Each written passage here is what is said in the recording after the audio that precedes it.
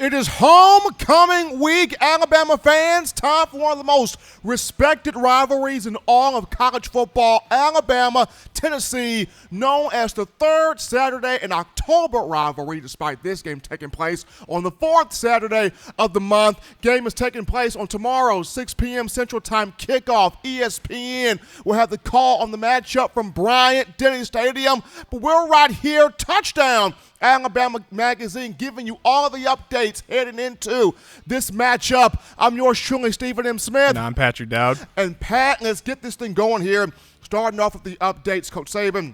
First and foremost, junior defensive lineman Byron Young, who suffered a small shoulder issue against Mississippi State. He's practiced all week. He looks good. Saban said he will be ready to go for this game. And this is huge for an Alabama defensive line that's got to continue getting the consistent pressure to the quarterback, especially this week. Yeah, and Byron Young definitely brings a lot of energy to the defensive front. I mean, 7 tackles for loss on the season. He's one of their key contributors up front in the run game and pass, putting a lot of pressure on the quarterback, and they're going to need it this week against Tennessee. Absolutely. So it's going to be good to see Young back there on the field. Another update coming from Coach Saban. This one on outside linebacker Drew Sanders, who's missed some time due to a hand injury that he suffered against Ole Miss. Coach Saban mentioning that Sanders will have his hand x-rayed over the bye week, but very, very hopeful to have him for the LSU matchup.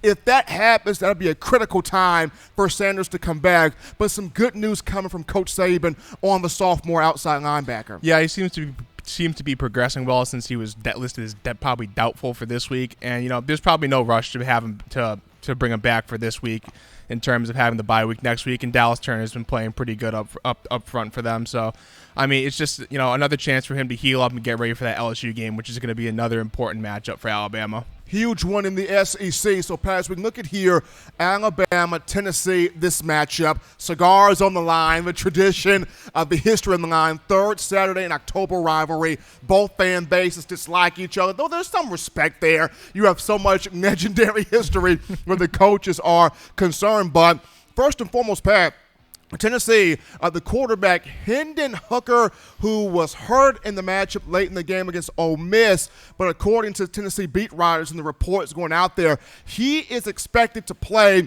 in this matchup. And here's a quarterback that's given the Volunteers a huge shot in the arm.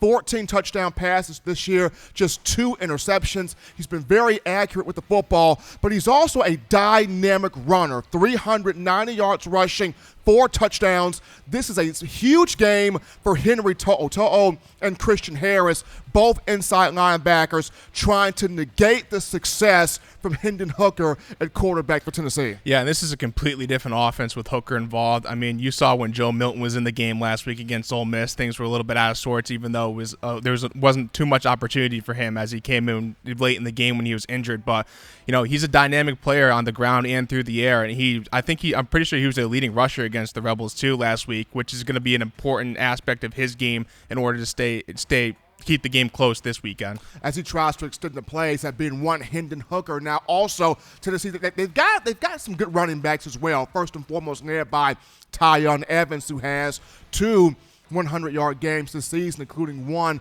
against South Carolina. I think he has another one also against Missouri. I know he's questionable for this game. He's dealing with an ankle injury. If he's able to go, that's big for the Volunteers. But talk about the other running back on the roster. But Alabama's defensive front and linebackers must also fit the run gaps and be aware of if Evans does not go or if he's limited to some degree. Yeah, I mean, Jabari Small stepped up last week against Ole Miss and had a pretty good game, and I would expect Tyon Evans to give it a go this weekend, just given the magnitude of the game, the rivalry, and that'd be 2 dynamic running backs that Tennessee would have at its disposal to utilize on the offensive front.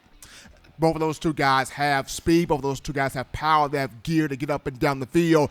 As you look at the receiving core here for the Vols, not, I guess, a marquee receiving core, but they've got some guys. Velus Jones Jr. is the leader of the group. They've got Javonte Payton. They've got, a guy last name Tillman. They've got a couple of guys that could run routes, that can catch the football, that can make plays.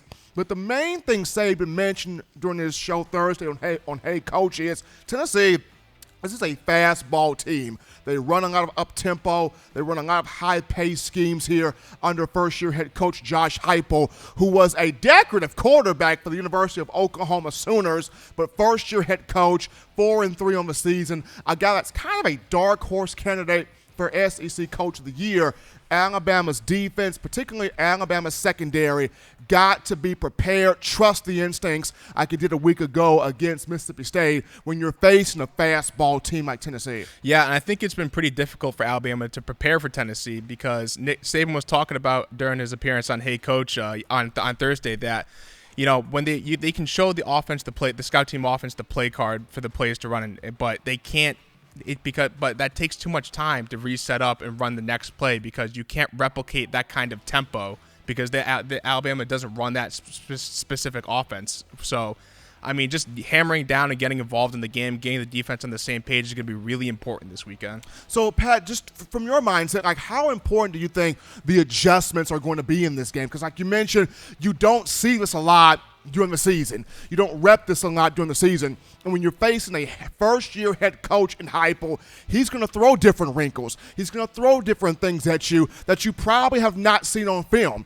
So how quickly can Alabama be able to make those adjustments where they may give up yards on one play, but having the ability to bounce back, cover ground on the next play to limit a lot of those chunk yardage moves there? I mean, it's going to be really important, and Nick Saban compared them to Ole Miss themselves. Even it's kind of funny they played them last week. So, I mean, it's going to be important for them to make adjustments up front and really dig in here because I mean you could get into a lot of trouble with the new head coach breaking out using the entire playbook here. And it's a huge rivalry game. It's important on both sides. Tennessee plays really hard on that side of the football, so it's going to be really important to really lock it in.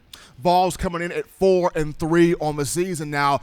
They had two of the losses they had close losses. Lost to Ole Miss by 5 points. Lost to Pittsburgh early in the season by 7, a combined 12 points. Both Ole Miss and Pittsburgh ranked here in college football in terms of the top 25. Now, offensively, Pat, in this game for Alabama, huge opportunity here for Bryce Young to continue his success, but also a game for Alabama's offensive line to flex some muscle here. Tennessee's got some good guys defensively, led by Jeremy Banks at linebacker, but here's a moment for a Emil Ekiyor, a Javion Cohan, a Darian Dalcourt, a Chris Owens to really kind of show the fan base that this offensive line can be junkyard dog physical here in this matchup. A good test here for the offensive line. It is a good test because Tennessee gets after the quarterback pretty well. They got 19 sacks in the season. Like you mentioned, Banks 4.5 himself, and big 94 Matthew Butler up front causing a lot of disruption. So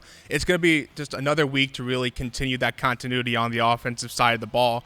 And, I think Alabama, what's going to be really important is, like you said, the run game, because Tennessee, I mean, as a whole on defense, they've been better than last season. And, that's not really saying much, but when you consider the guys they lost, including Henry To'o in the linebacking room, that it's pretty impressive that they've been able to make some adjustments and actually bounce back to a degree. But, this is a team that has struggled to stop the run on the air. I mean, in 3 of their past 4 games, they've given up over 150 yards on the ground. That includes 279 last week to Ole Miss and a couple weeks back against Florida where they gave up 283. So running the football, the offensive line being gelled and on the same page is going to be really important for Alabama this week. I'm looking forward, Pat, to seeing the receivers for Alabama this week also, creating that separation at the top of the route to start the route, just getting off the ball, getting off of press coverage here. And after seeing John Mechie last week, the bounce back game for him, after he struggled against Texas A&M, he comes against Mississippi State, 7 catches, 117 yards, had a touchdown. Big moment for him. We're always seeing Jamison Williams get an explosive play, but the receiving room as a whole, and this is including the tight ends, Jaleel Billingsley and Cameron Latu, I'm looking forward to watching this group create that separation and have a full game as a whole being consistent. Yeah, I agree. That's one of the areas that Alabama is really trying to nail down, the offensive consistency. We saw it early on in the year that they've kind of been up and down. We look against big game against Miami, a little bit, then a little bit of letdowns so far in terms of getting everyone involved. John Mechie on the same page, Jaleel Billingsley getting involved in general. So it's going to be really important, especially as we get closer to the college football playoff, closer to the SEC championship, to really zero in and fight, figure out what the identity is of this offense. So, Pat, as we just look at just certain players here right now, and I know the attention is firmly on Henry To'oTo'o. He's got to have the big game. He's on the opposite end of the rivalry. First 2 years of his college career, he was at Tennessee. He was at Rocky Top. He was in Knoxville. And now he's in Tuscaloosa. So all the Bama fans are circling him. You got to have the big game. But aside from him, is there anybody else that you have your eye on that in your mind, Pat, you're saying, this guy has to have the big game? Well, I'm looking at Will Anderson again.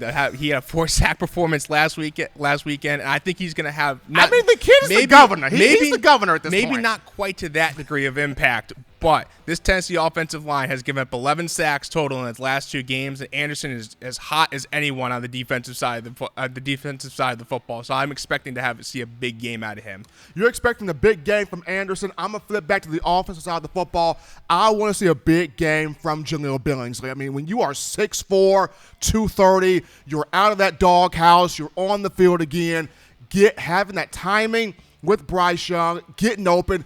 When you have a tight end that's that much of a matchup nightmare, he's got to be involved. He's got to be in sync. The one thing that I didn't like from Billingsley last week, on Brian Robinson's touchdown reception, Billingsley got the block. So we're seeing how he's being more so engaged when he doesn't have the football. But in this match against Tennessee, I want to see 19 with that football, making plays in the open field, getting that confidence moving forward, because you're going to need him moving forward throughout the season. Absolutely. He's a big play guy for this offense that needs to find other players to really to get explosive plays, and he could be a really key piece to that. Absolutely. So, Pat, here we go here. Line on the game is 24.5, you told me before coming on. And I'm not a betting guy. I'm not a gambling guy. But it's like, man, 24.5 is like, do I take it? Do I not take it? Do I put the money? Pat, does Alabama cover this? I would say no, just because it's a big rivalry game. I think Tennessee, this team really does play hard on both sides of the football. I think they're going to keep it close. I think it's probably 21 that Alabama wins by. I think Henry To'oTo'o lights his first cigar in this rivalry, gets to smoke that one and enjoy it. Hey, has the Butch Jones feeling, right? Yeah, it's the Butch Jones feel, and there'll be pictures of him and Henry together. But he's not on the roster anymore. But the two of them compared for long years to come. But yeah, I think Alabama wins by about 21. They're not going to cover.